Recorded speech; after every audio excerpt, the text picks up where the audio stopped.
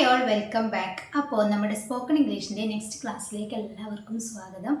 ഇന്നത്തെ ക്ലാസ് എന്ന് പറയുന്നത് ഒരുപാട് പേർക്ക് കൺഫ്യൂഷൻ വരുന്നൊരു ടോപ്പിക്കാണ്. വേറൊന്നുമല്ല, നമ്മൾ വിൽ ഹാവും യൂസ് ചെയ്യാറുണ്ട്, മൈറ്റ് ഹാവും യൂസ് ചെയ്യാറുണ്ട് അല്ലേ. അതായത് ചില സെൻറ്റൻസുകൾ നമ്മളിങ്ങനെ പറയാറുണ്ട്. ഇപ്പോൾ അവൾ വന്നിട്ടുണ്ടാകും, അവന് ബസ് കിട്ടിയിട്ടുണ്ടാകും, അവർ കോളേജിൽ എത്തിയിട്ടുണ്ടാകും. ഇങ്ങനെ ഒരു ഉറപ്പില്ലാത്ത രീതിയിലും ഉറപ്പിച്ച് പറയുന്നതും പല സിറ്റുവേഷനിലും നമ്മൾ പറയാറുണ്ട്.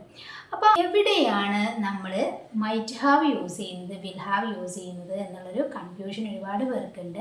അപ്പോൾ അതിൻ്റെ ഡീറ്റെയിൽ വീഡിയോ ആണ് ഇന്ന് നമ്മൾ ഡിസ്കസ് ചെയ്യാൻ പോകുന്നത്. വീഡിയോ മുഴുവനായിട്ട് കാണുക. വീഡിയോ കണ്ട് ഇഷ്ടപ്പെടുമ്പോൾ ലൈക്ക് ചെയ്യാൻ മറക്കരുത്. അവസാനം നിങ്ങൾക്കൊരു ക്വസ്റ്റ്യൻ ഉണ്ടായിരിക്കും.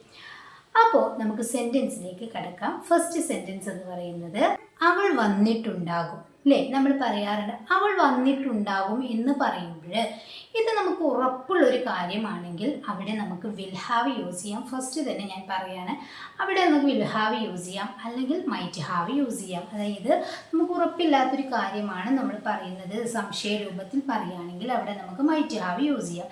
ഇനി ഒരു കാര്യം കൂടി പറയുകയാണ്, ഇവിടെ വിൽ ഹാവ് ആയാലും മസ്റ്റ് ഹാവ് ആയാലും സെൻറ്റൻസിന് ഒരു കുഴപ്പമില്ല. രണ്ട് സെൻറ്റൻസും തുല്യമാണ്, മീനിങ് തുല്യമാണ്. സ്പോക്കൺ ഇംഗ്ലീഷിൻ്റെ സിറ്റുവേഷനിൽ ഇത് ശരിയായ രൂപമാണ്. പക്ഷെ നമ്മുടെ ഗ്രാമർ ബേസ് ചെയ്തുകൊണ്ട് പറയുകയാണെങ്കിൽ സിറ്റുവേഷൻ അനുസരിച്ചിട്ട് വേണം വിൽ ഹാവും മൈറ്റ് ഹാവും യൂസ് ചെയ്യാനായിട്ട്. അപ്പം അവൾ വന്നിട്ടുണ്ടാകും എന്ന് പറയുമ്പോൾ she might have come, she might have come, അല്ലെങ്കിൽ ഷീ വിൽ ഹാവ് കം എന്ന് വേണമെങ്കിലും പറയാം കേട്ടോ. പിന്നെ ഒരു കാര്യം കൂടി ശ്രദ്ധിക്കാനുള്ളത്, വിൽ ഹാവ് ആയാലും മസ്റ്റ് ഹാവ് ആയാലും will have or must have use ചെയ്തതിന് ശേഷം നമ്മൾ വെർബ് V3 ഫോമിലായിരിക്കണം എന്ന് കൂടി മനസ്സിലാക്കി വെക്കുക. അപ്പം അവൾ വന്നിട്ടുണ്ടാകും, ഷീ മൈറ്റ് ഹാവ് കം അല്ലേ. കമ്മിൻ്റെ V3 കം തന്നെയാണ്. ഷീ വിൽ ഹാവ് എന്ന് പറഞ്ഞു കഴിഞ്ഞാലും കുഴപ്പമില്ല. പക്ഷേ അത് വിൽ ഹാവ് യൂസ് ചെയ്യുന്നത് എപ്പോഴും നമുക്ക് ഉറപ്പുള്ളൊരു കാര്യത്തിന് വേണ്ടിയാണെന്ന് പറഞ്ഞു കഴിഞ്ഞു. മൈറ്റ് ഹാവ് യൂസ് ചെയ്യുന്നത് നമ്മളൊന്ന് ഗസ് ചെയ്ത് പറയുന്ന സിറ്റുവേഷനിലാണ്. ഓക്കെ, നെക്സ്റ്റ് ഡോക്ടർ പോയിട്ടുണ്ടാകും അല്ലേ. Doctor പോയിട്ടുണ്ടാകും. The doctor might have left. The doctor might have left. Doctor പോയിട്ടുണ്ടാകും. നെക്സ്റ്റ് മീറ്റിംഗ് തുടങ്ങിയിട്ടുണ്ടാകും അല്ലേ.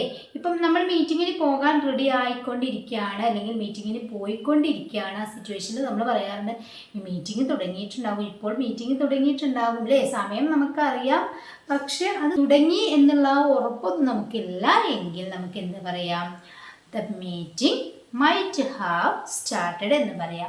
The meeting might have started എന്ന് പറയാം. അതല്ല ആ സമയത്ത് തുടങ്ങിയിട്ടുണ്ടാകും എന്നുള്ളൊരു കൃത്യനിഷ്ഠതയിൽ നമ്മൾ ആ ഒരു 2 മണിയാണെങ്കിൽ ആ 2 മണിക്ക് തന്നെ തുടങ്ങിയിട്ടുണ്ടാകും എന്നുള്ളൊരു ഉറപ്പ് നമുക്കുണ്ടെങ്കിൽ The meeting will have started എന്ന് പറയാം. ഓക്കെ, നെക്സ്റ്റ് അവൻ റെയിൽവേ സ്റ്റേഷനിൽ എത്തിയിട്ടുണ്ടാകും.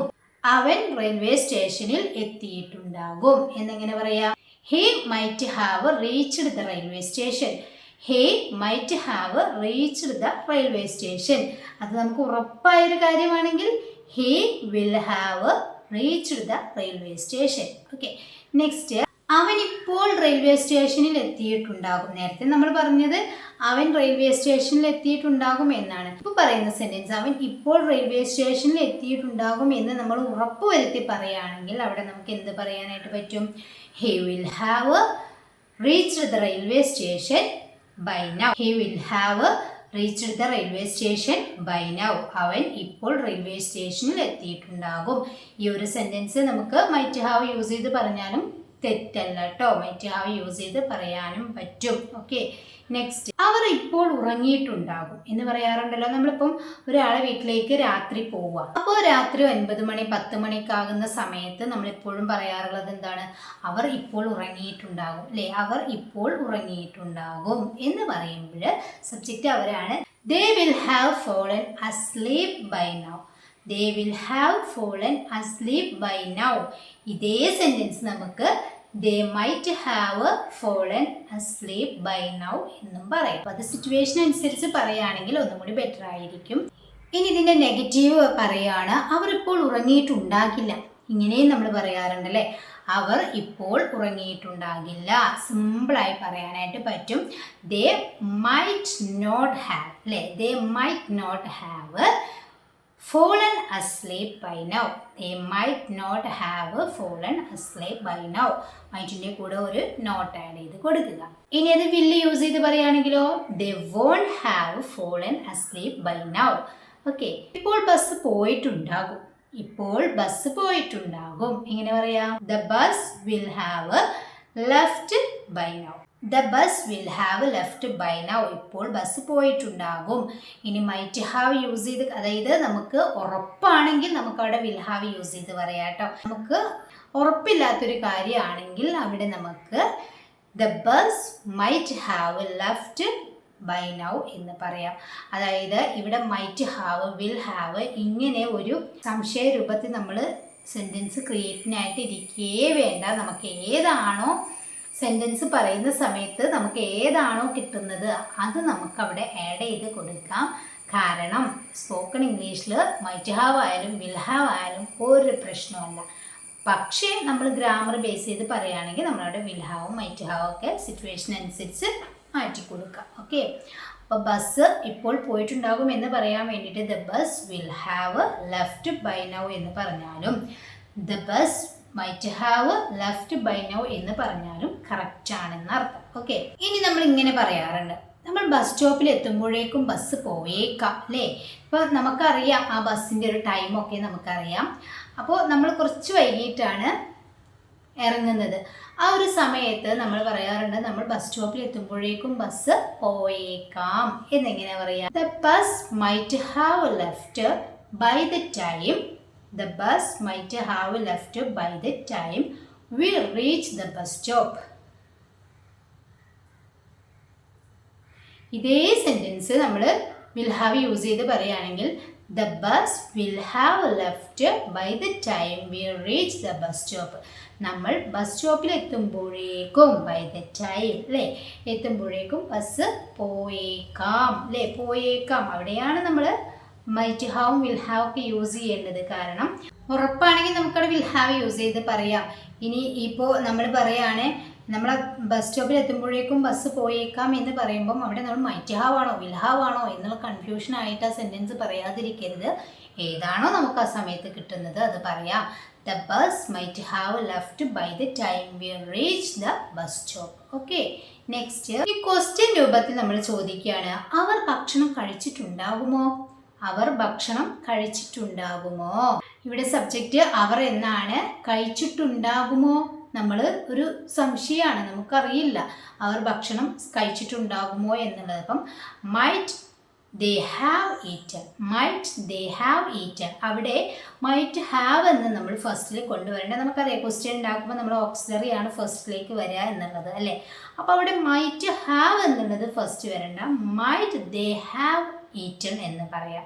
അവർ ഭക്ഷണം കഴിച്ചിട്ടുണ്ടാകുമോ, അവർ പോയിട്ടുണ്ടാകുമോ. മൈറ്റ് ദേ ഹാവ് ലെഫ്റ്റ് എന്ന് പറയാം. നെക്സ്റ്റ് ബസ് പോയിട്ടുണ്ടാകുമോ, might the bus have left എന്ന് പറയും. ഇവിടെയും നമുക്ക് വില്ല് യൂസ് ചെയ്ത് പറയാം കേട്ടോ. വില്ല് യൂസ് ചെയ്യുമ്പോൾ will they have eaten, will the bus have left. Okay, അവന് ബസ് കിട്ടിയിട്ടുണ്ടാകുമോ, അവന് ബസ് കിട്ടിയിട്ടുണ്ടാകുമോ എങ്ങനെ പറയൂ?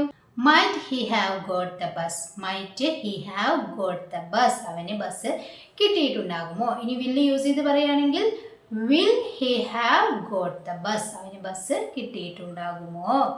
നെക്സ്റ്റ് 7 മണിക്ക് അവൻ ബസ് കയറിയിട്ടുണ്ടാകും.